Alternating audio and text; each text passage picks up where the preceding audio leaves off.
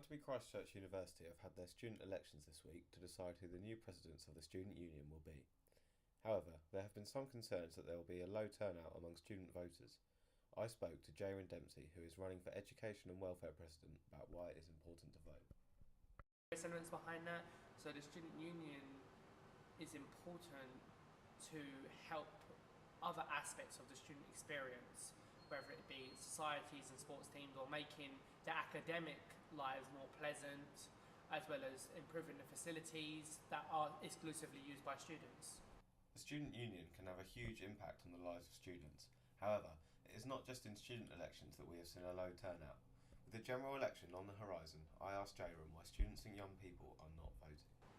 The student union arguably doesn't do a good enough job at putting forward its message to students saying we're here for you.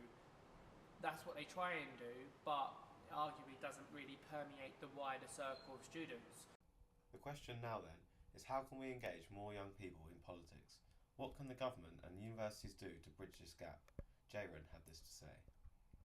The how becomes almost an impossible question to ask, not unless you're deeply ingrained in politics, because it seems that whenever large forces of people get together, generally their voices seem to be ignored, especially within the last 5 years, arguably since the coalition government came into place. Arlen James is one of the minority of students that did vote. I asked him why he felt that he should.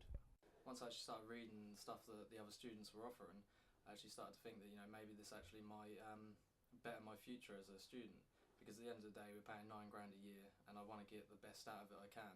So some students do care. However, it seems that it is the universities who need to come up with a better way to connect our young minds to politics.